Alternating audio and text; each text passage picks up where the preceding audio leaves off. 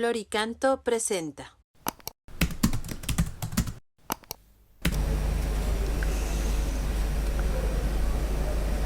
Número 398 del Compendio del Catecismo. ¿Qué son los vicios?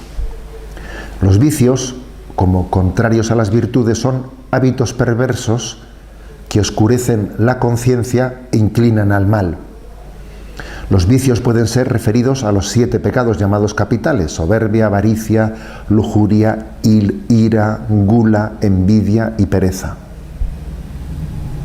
Yo creo que la palabra vicio la entendemos, ¿no? Incluso popularmente utilizada esta expresión, utilizada de manera popular, pues solemos decir, pero ¿qué vicio tengo con esto? ¿Qué vicio tienes con esto? Claramente es una palabra que cuando la utilizamos estamos haciendo referencia a un hábito perverso.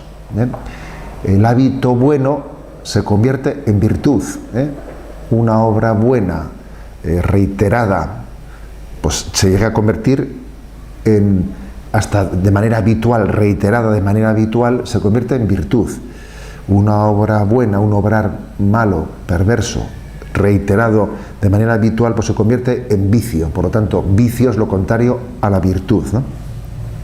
Aquí, como veis, tiene una gran fuerza lo de la repetición de actos para el bien o la repetición de actos malos, que acaba marcando nuestra alma, ¿no?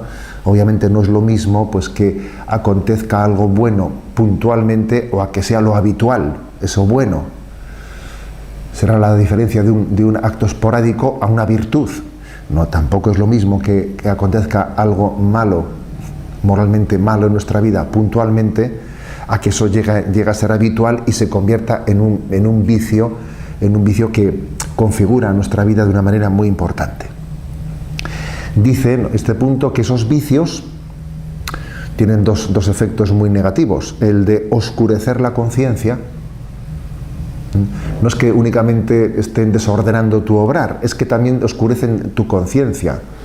No es tan fácil separar lo que yo hago de lo que yo veo, porque si yo estoy reiterando mi desorden, eso acaba afectando a mi juicio de la realidad. Acabo tomando como normal lo que es habitual. No es normal, aunque sea habitual, pero claro, termino asumiéndolo como si fuese lo normal. Me pienso que lo habitual, perverso, vicioso, es lo normal. No es cierto que lo sea, ¿no? Pero oscurece tu conciencia. Y además, en segundo lugar, te inclina al mal, te inclina. Cada vez estás más inclinado, más inclinado. Es como si uno cada vez está en una pendiente pues mayor y mayor. Lógicamente, cuanto mayor sea la pendiente, más fácil es que caiga para abajo, porque el peso de la gravedad pues se hace notar con mayor fuerza allí donde la pendiente es más inclinada. Así ocurre también con los vicios, ¿no? Para catalogar los vicios se puede hacer básicamente de 2 formas, ¿no? Entender los vicios con respecto a cada una de las virtudes. Todas las virtudes tienen un vicio contrario. Por ejemplo, pues la virtud de la sinceridad. Pues también existe el vicio de ser mentiroso. La mentira puede llegar a ser un vicio. Hay personas que mienten más que hablan, como se dice, no mientes más que hablas, ¿no? Casi mientes de una manera compulsiva. Cuando uno se acostumbra a la mentira, hace de ella casi un vicio. Hace un vicio. Bueno, pongo ese ejemplo. Cada virtud tiene un vicio contrario. La virtud de la sinceridad tiene vicio contrario de las mentiras. Y así podríamos decir de todas las virtudes, ¿no? Pero una manera quizás que tradicionalmente en la historia de la espiritualidad nos ha ayudado mucho a clasificar esto de los vicios ha sido los llamados pecados capitales. Los pecados capitales es una formulación que en la Iglesia nació entre el siglo IV y V por un autor llamado San Juan Casiano, y Casiano fue un auténtico maestro del espíritu, luchador frente a las tentaciones.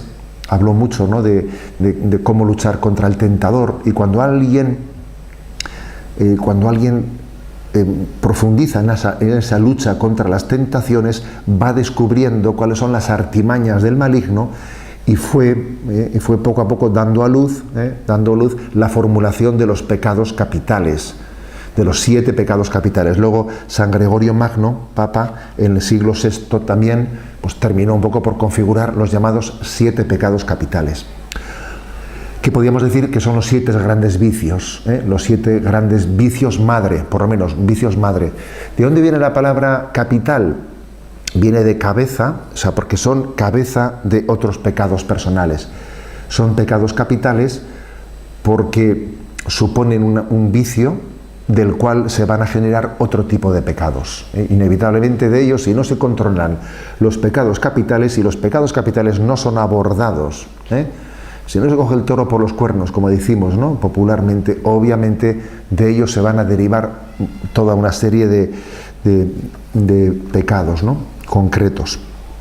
Los 7 pecados capitales son soberbia, avaricia, envidia, ira, lujuria, gula, pereza.